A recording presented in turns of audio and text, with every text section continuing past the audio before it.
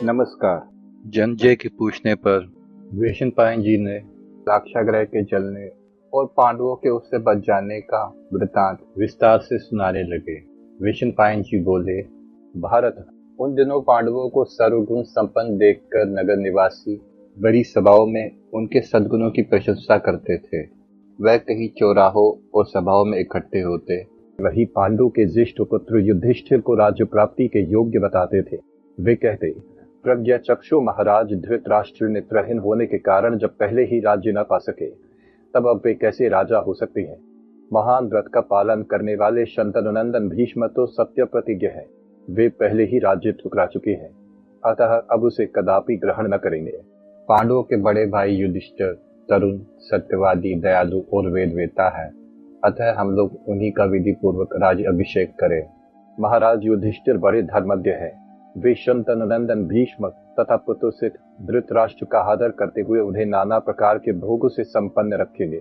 युधिष्ठिर में अनुरक्त होकर उद्धार प्रकट करने वाले लोगों की बातें सुनकर फूटी बुद्धि वाला दुर्योधन भीतर ही भीतर जलने लगा।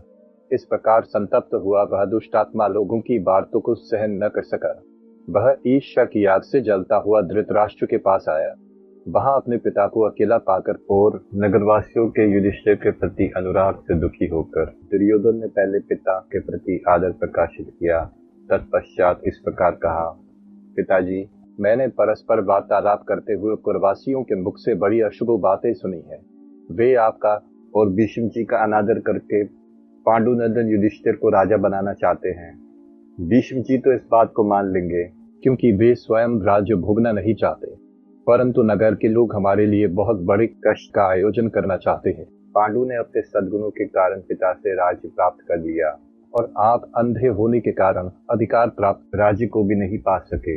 यदि ये पांडु कुमार युधिष्ठिर पांडु के राज्य को, जिसका उत्तराधिकारी पुत्र ही होता है, प्राप्त कर लेते हैं, तो निश्चय ही उनके बाद उनका पुत्र ही राज्य का अधिकारी होगा, और उसके बाद पुनः उसकी पुत्र परंपरा में दूसरे लोग इसके अधिकारी होते जाएंगे।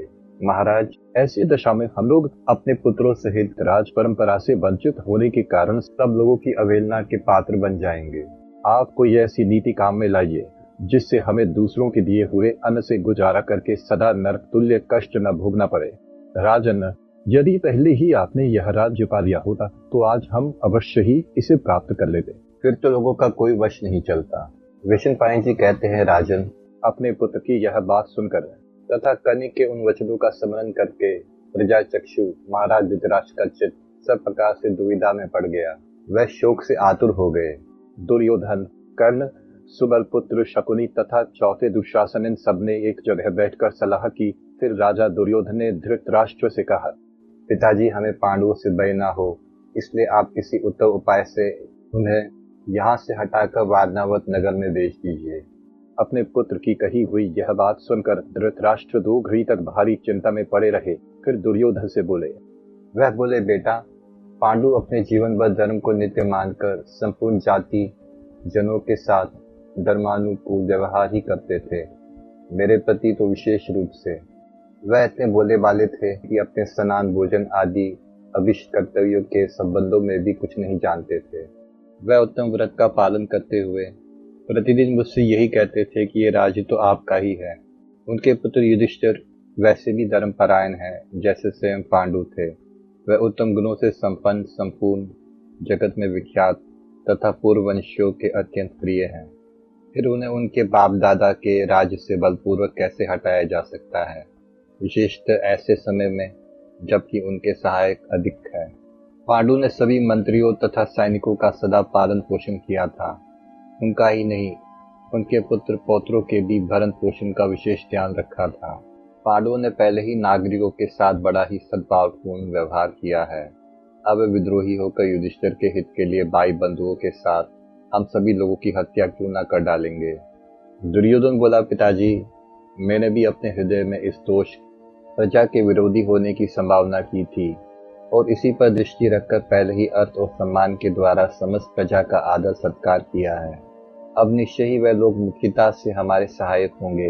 राजन, इस समय खजाना और मंत्रिमंडल हमारे ही अधीन है, अतः आप किसी कोमल उपाय से ही जितना शीघ्र संभव हो पांडवों को वारणावत भेज दे।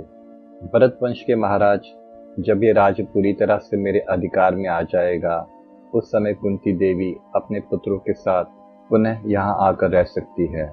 धृतराष्ट्र बोले, दुर्योधन, मेरे हृदय में भी यही बात घूम रही है, किंतु हम लोगों का ये अभिप्राय पापपूर्ण है, इसलिए मैं इसे खोलकर कह नहीं पाता हूँ।